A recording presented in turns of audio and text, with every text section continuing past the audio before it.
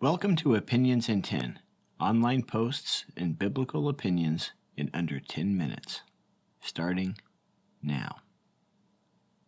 All right, Beautiful Store 945 writes, My friend is sleeping with a married man. My friend, who is a 20-year-old female, is sleeping with a married man who is a 52-year-old man.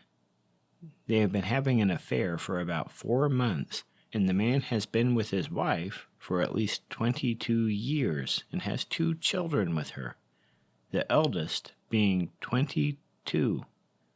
The wife has no idea this is happening, and my friend is also unaware that I know about the affair.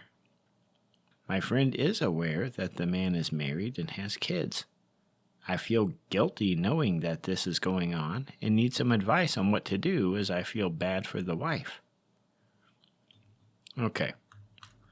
Well, one thing I can say for certain is that of all the people involved in this situation, you are the only one who has no reason to feel guilty. In fact, I'll go ahead and spoil it for you. I think they are both guilty.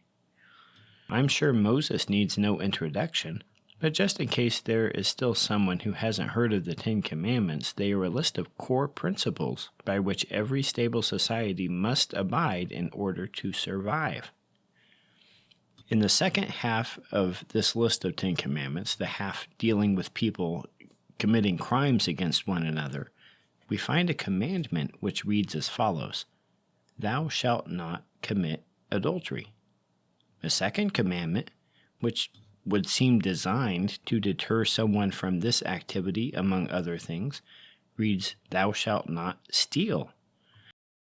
Since marriage is the act of giving yourself to another person, this would seem to apply here as well.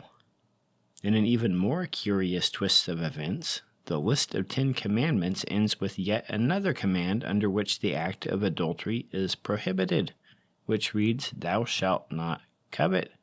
Simply put, you are not to have relations with a married person, and you are not to even allow yourself to entertain the idea of taking another person's spouse for yourself. Now, either your friend has never heard of the 10 Commandments, which isn't impossible in this day and age, unfortunately, or she has heard of them and simply doesn't care about the issue. I find it difficult to believe that she is unaware that the man she is sleeping with is married and just doesn't know that there is anything wrong with what she's doing.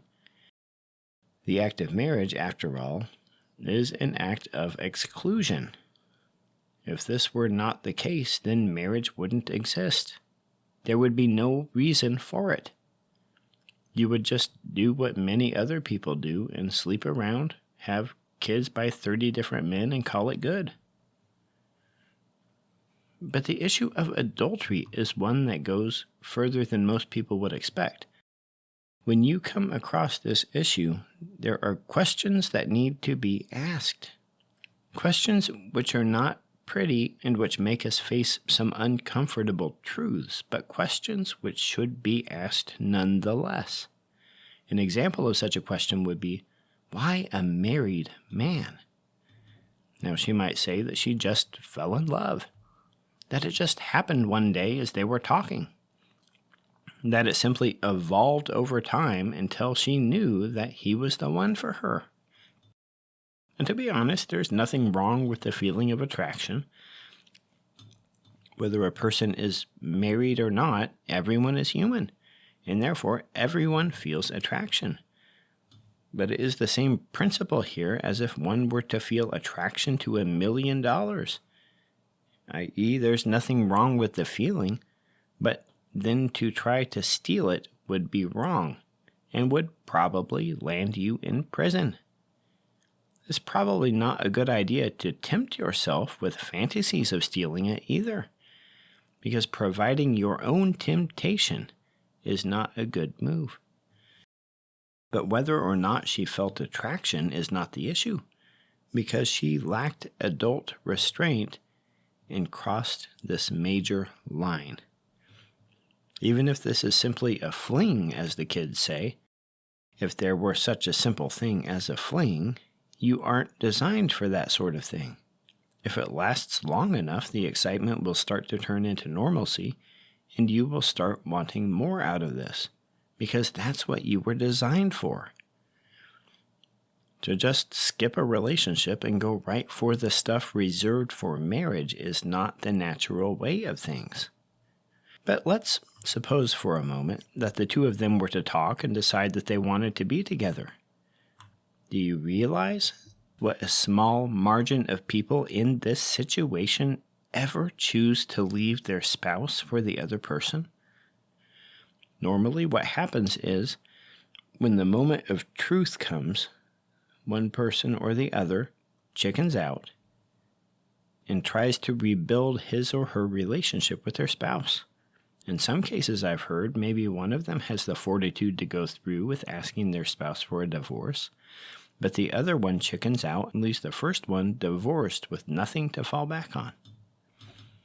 The reason so few people go through with it is that marriage offers security. Even if there are things that annoy you about your spouse, you find security in marriage. To leave that for a relationship to which neither party has formally committed seems absurd when the moment of truth comes and you're facing a point of no return. But let's say that he's one of the marginal numbers of people who get involved in an affair and actually does go through and leaves his spouse. What then? Well, do you know that only a marginal number of that marginal number of those relationships last? Normally, they break up very quickly. So why do people seem to pursue a married person? What sense does it make, being that the numbers are not on your side, and you likely wouldn't want this same person were he single? Well, if you listen to psychologists, they will tell you that you want a married person because you don't have to see the bad side of them. You get to live in a fantasy relationship, as it were. There's no need to take care of him in any way. He has a wife to do that. You just get to enjoy what rightfully belongs to his wife because of the commitment she made to him. In other words, she gets the privilege of doing all the work, and you get to help yourself to her rewards. And while there may be some truth to that thinking, I think it goes deeper and it's more sinister than that.